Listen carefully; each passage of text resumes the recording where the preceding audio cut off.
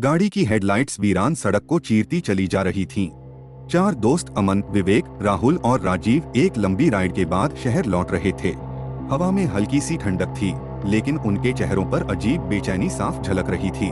Rahul bike चला रहा था, पीछे बैठा था अमन, दूसरी बाइक पर विवेक और राजीव।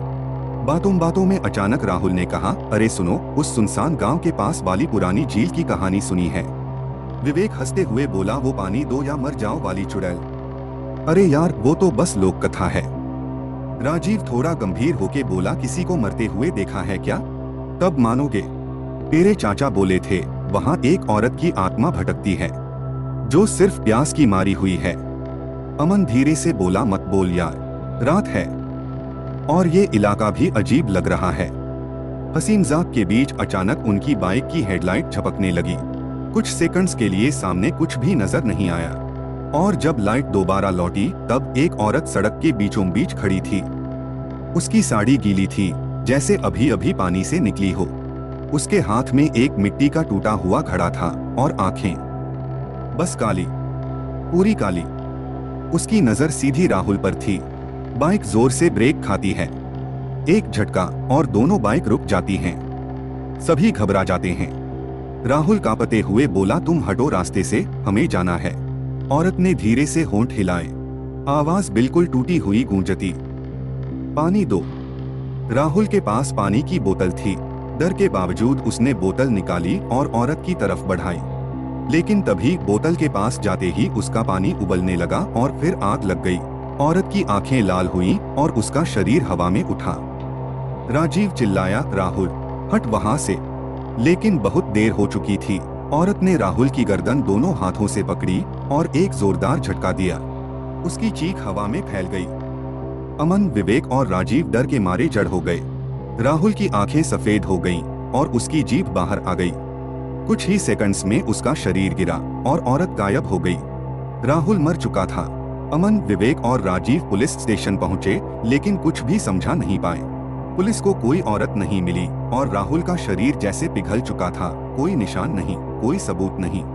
अमन बुलंद स्वर में, वो कोई आम औरत नहीं थी, वो कुछ और थी। हमें उसे रोकना होगा। राजीव चुप था, लेकिन उसकी आंखें कुछ छुपा रही थीं। रात के 3 बजे अमन कमरे में अकेला बैठा था। उसका दिमाग लगातार वही खौफनाक दृश्य रिप्ले कर रहा था। राहुल का मरना, उस औरत का काली आंखों वाला रूप, और फिर अचानक सब कुछ खत्म हो जाना। उसने कई बार पुलिस को कॉल किया था, लेकिन उनके पास कोई जवाब नहीं था। सब कुछ मिस्ट्री था। अमन, खुद से यह सपना तो नहीं हो सकता, यह सब कुछ सच है। लेकिन क्या मैं इसे रोक सकता हूँ? उसके मन में उठ रही जिज्ञासा और डर के साथ वो कुछ देर चुप रहा। फिर उसने सोचा, मुझे किसी से बात करनी होगी, कोई ऐसा जो इन चीजों को समझता हो। अमन ने एक पुराने साधु से संपर्क किया, जो जाने माने तंत्र मंत्र के ज्ञाता थे।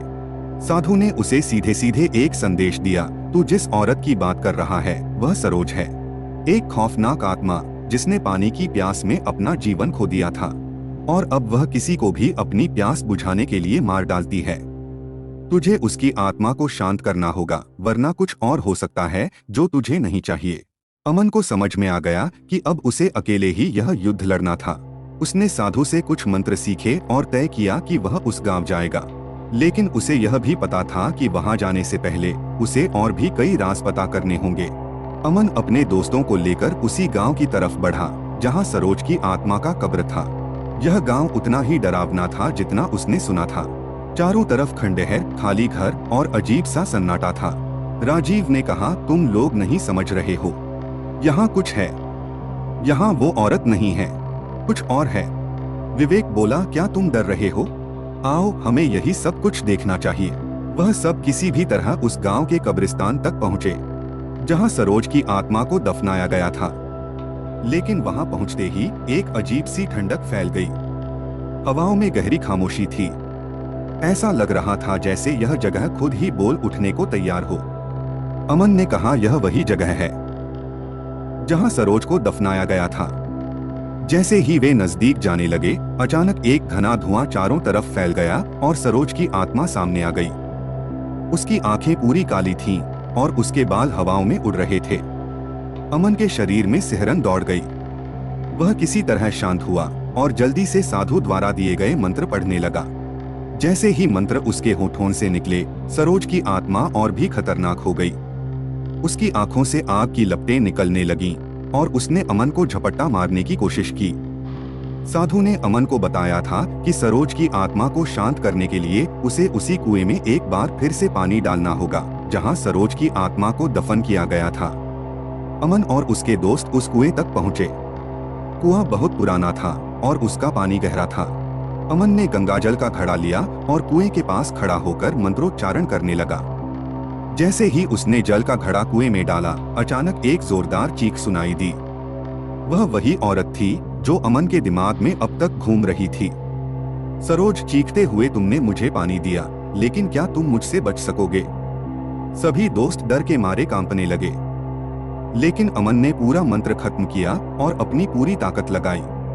उसके बाद कुएं का पानी अचानक नीले रंग में बदल गया। औरत की आत्मा चिल्लाती हुई कुएं में समा गई और हवा में अजीब सी खामोशी फैल गई। अमन घबराते हुए बोला, क्या हम बच गए?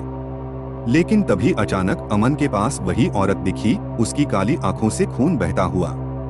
उसने अमन को घेर लिया। वह फिर से उसके पास पहुंची, लेकिन अमन ने उसी मंत्र को फिर से दोहराया। अचानक उसकी आत्मा धरती में समा गई।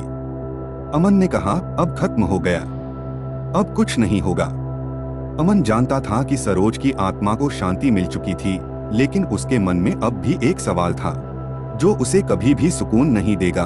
क्या पानी की प्यास कभी खत्म हो सकती है? अमन अब उस गांव से निकल आया था और सड़क पर अकेला चल रहा था।